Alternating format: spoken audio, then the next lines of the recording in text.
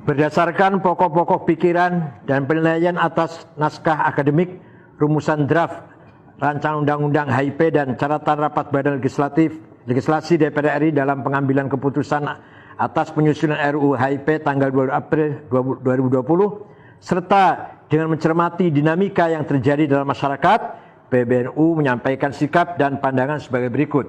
1. Pancasila sebagai kesepakatan final tidak membutuhkan penafsiran lebih luas atau lebih sempit dari penjabaran yang sudah dituangkan dalam pembukaan Undang-Undang Dasar 1945 beserta situasi batin yang menyertai rumusan finalnya pada tanggal 18 Agustus 1945. 2. Rancangan Undang-Undang HIP dapat menguak kembali konflik ideologi yang bisa mengarah kepada krisis politik.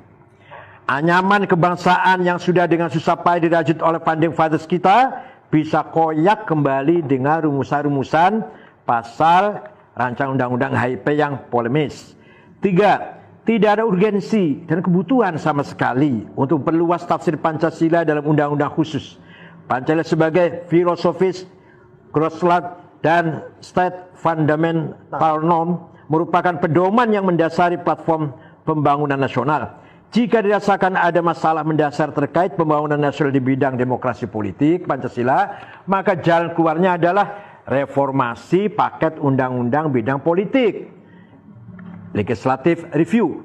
Begitu pula jika ada masalah terkait dengan haluan pembangunan ekonomi nasional yang dirasakan menyimpang dari jiwa demokrasi ekonomi Pancasila, maka yang perlu dipersiapkan adalah rancangan undang-undang sistem perekonomian nasional sebagai undang-undang payung umbrella yang secara jelas dimandatkan oleh pasal 33 ayat 5 Undang Dasar 1945. 4. Di tengah situasi bangsa yang sedang menghadapi krisis kesehatan dan keterpurukan ekonomi akibat pandemi COVID-19, Indonesia tidak perlu menambah beban sosial dengan memercikkan riak-riak politik yang dapat menimbulkan krisis politik, memecah belah keutuhan bangsa, dan mengoyak persatuan nasional.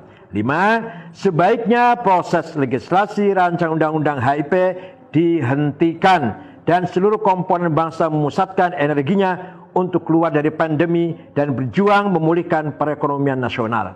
Sekian, Jakarta, 24 Syawal 1441 atau 16 Juni 2020. Terkait tentang RUU HIP, Pancasila sebagai dasar ideologi negara, maka dengan RUU ini maka dia diturunkan menjadi hanya undang-undang saja. Padahal sebelumnya dia lebih tinggi. Maka kita semua sebagai umat yang beragama di Indonesia mesti menolak. Karena Pancasila inilah sebagai kalimatun sawa. Titik temu antara Islam, Hindu, Kristen, Buddha, Konghucu itu ada pada Pancasila. Kalau sampai dia turun dari yang lebih tinggi kepada turun ke bawah, maka dikhawatirkan dia akan turun dan hilang. Dan memang ada usaha ke sana. Karena dari Pancasila akan dikerdilkan lagi menjadi Trisila.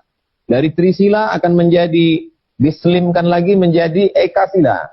Dan Ekasilanya itu tidak pula ketuhanan yang Maha Esa, tapi dasar gotong royong.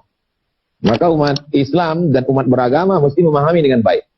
Tapi di atas itu semua yang paling perlu dicermati adalah mengapa itu diusulkan pada saat kita sedang lapar, sedang sakit, sedang pandemi corona. Pada saat kita suasana sedang genting. Ada apa? Oleh sebab itu umat Islam biasanya akan bersatu ketika melihat satu musuh yang sama. Mudah-mudahan ini termasuk menjadi pemersatu umat Islam.